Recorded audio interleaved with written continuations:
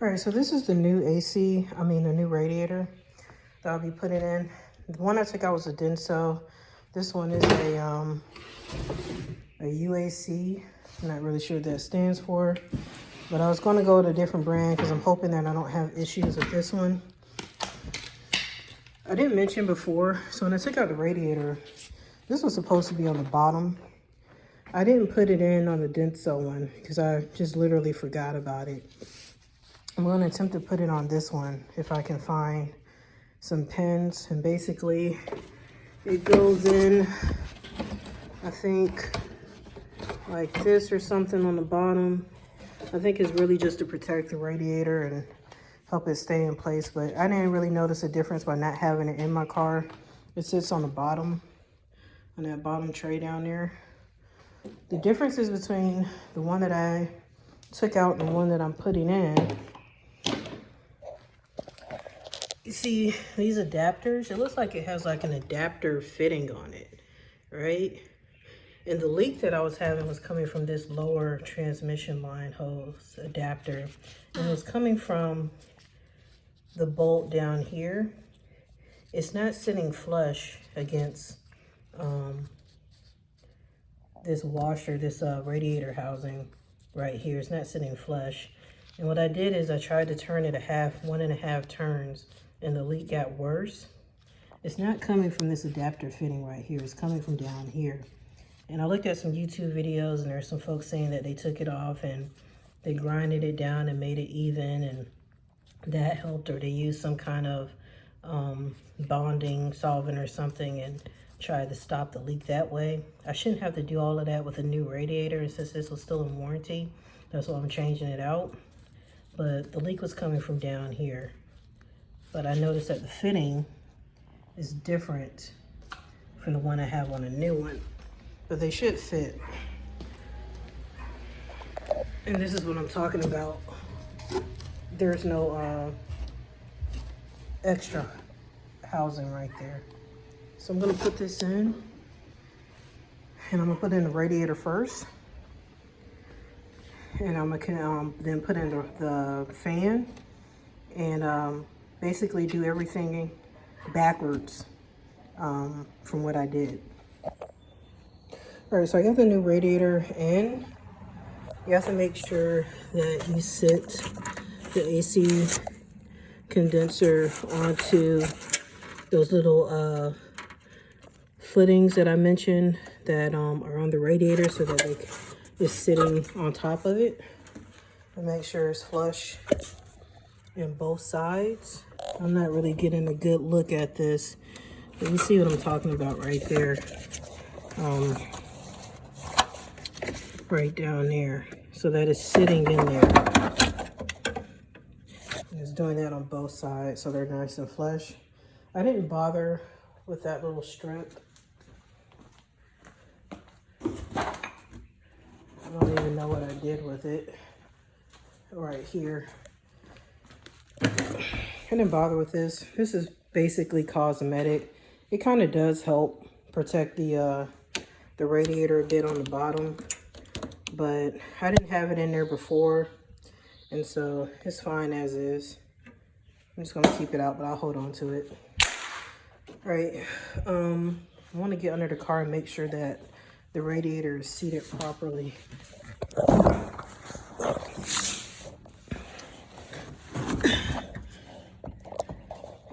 So get over here, get it on camera. So a little rubber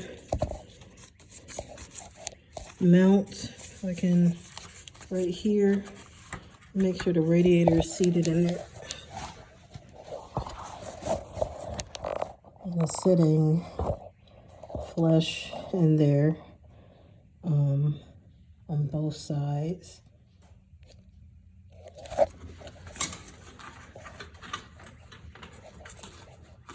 And so it's sitting in there.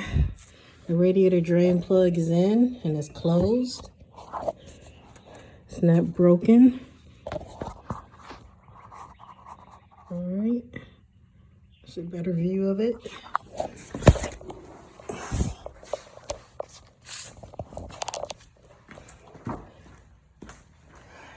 the same over here. All right.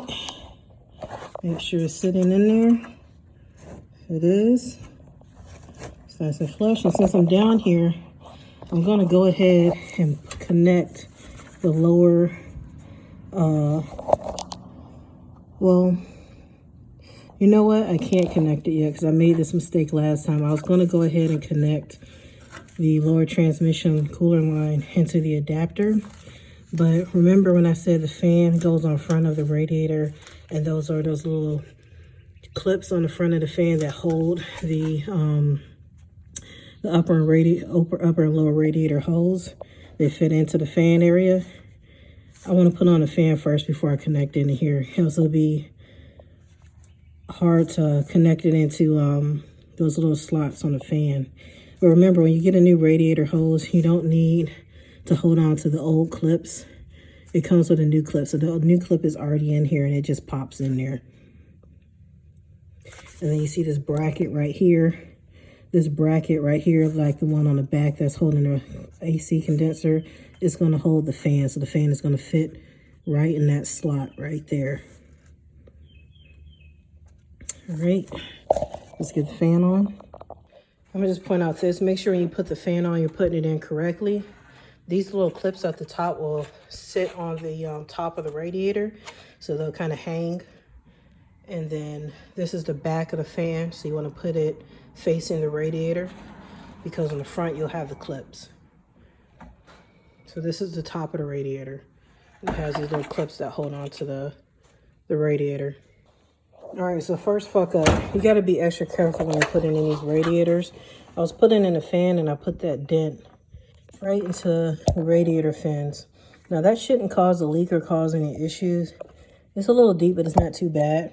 It's really surface. Just be careful with that. When you get these radiators, you'll often have imperfections like that there that came with it. You don't want to put any more in like I did right there. So just be careful when you're putting back in the fan. I'm turning it sideways and then I have to dip it in a bit to get it in there.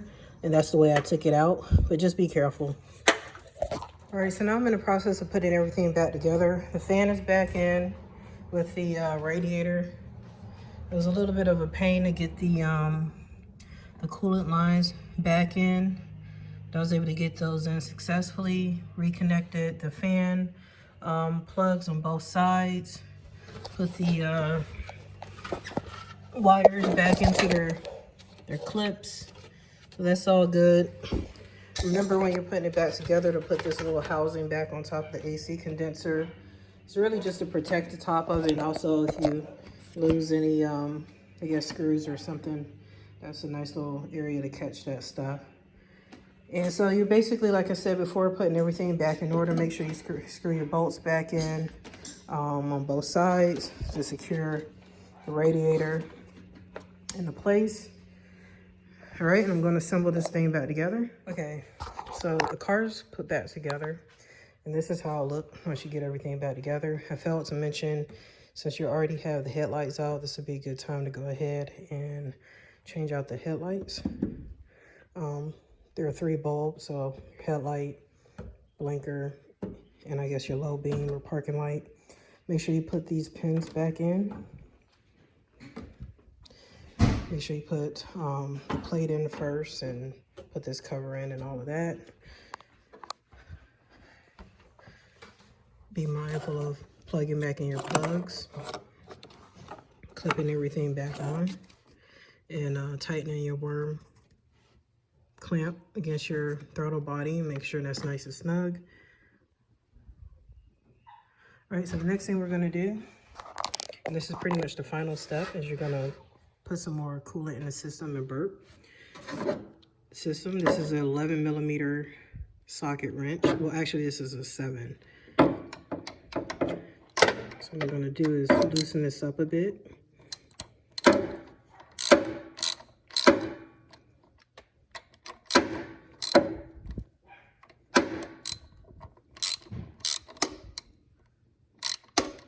Then I can finger loosen a bit. You don't want to take the whole thing off because you don't want to lose this. Just loosen it enough so that fluid can escape and that it doesn't fall out. I'm going to start with some fresh coolant. I mentioned before that I was going to reuse the coolant that I had in there previously. I'm going to start with some fresh coolant. All right, so I pour some in, and we want to get it to the fill line, which is halfway up. But since there is basically no coolant in the system, it's going to continue to drain into the system. So we're just going to have to monitor it, make sure you fill it, keep it full. And then monitor the bleed valve. As soon as we see some liquid come out, we know the system is burnt, and then we can close up the valve. Nothing's coming out yet. This is a good time to check for leaks. See if you have any leaks around the thermostat, the upper radiator hose and the bottom radiator hose, and also the transmission cooler lines get under the car. This is 50/50. That's cool for this particular car. This is what you'll need to use. Get under the car. See if there are any leaks. So far, so good.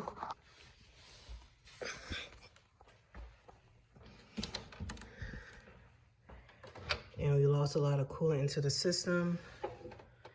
Don't see anything coming through yet, so I'm gonna go ahead and pour some more fluid in. You wanna make sure you don't overfill the system, so just take your time pouring fluid in, because if you overfill, it'll be a pain in the ass to get it out. So it's going down. Don't see anything coming through yet. And I don't have the car turned on. I know some folks will tell you to turn on the car and let bubbles get out and all of that good stuff. The car has been sitting cold for a couple of hours now. Once I get it to where I want it to be and I've bled the system, I'll turn on the car.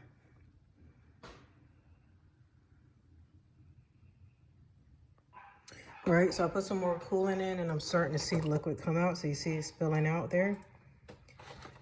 And now we know it's made it all the way to the side of the car. Once you start seeing liquid, and I don't hear any more air bubbles, I'm gonna go ahead and turn it, close it. And then I'm gonna tighten it up. Don't over tighten it, just tighten it enough.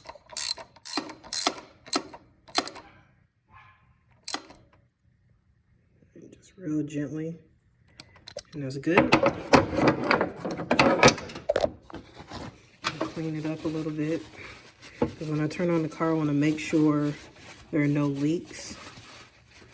So I'm just going to clean up this area and clean up the floor.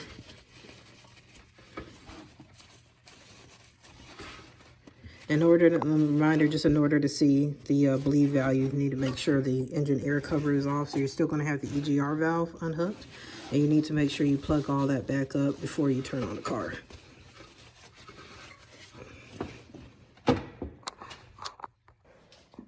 And just because I'm reusing coolant, I just poured this into a funnel into the old bottle that I just emptied into my car that had the fresh coolant. And I'm gonna pour a little bit more to top off the reservoir before I start up the car. All right, so I got the car on. I went ahead and turned up the heat on full blast. And I'm gonna let the car idle for about maybe 5 minutes, and I'm gonna keep an eye on the fluid level.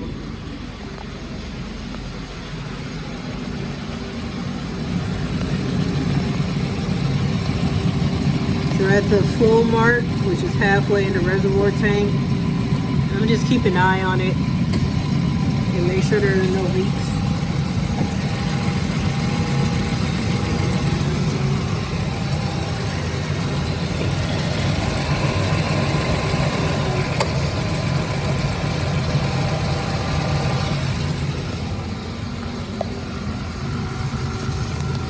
I forgot to clean up the fluid that was on the floor before I started. So I'm gonna go ahead and clean that up now.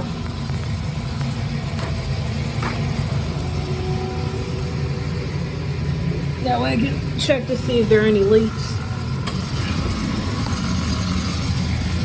had some fluid when I bled the system, so I'm gonna just wipe all this down. If I see anything significant leak onto the floor, then I know I might have a leak somewhere. Hopefully I don't.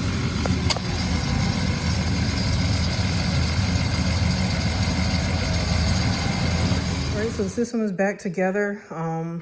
Finished bleeding the system, let it car run for about 5 minutes. There weren't any noticeable leaks. Only way to really figure that out is to test drive it. So I'm gonna take it on a spin in a little bit.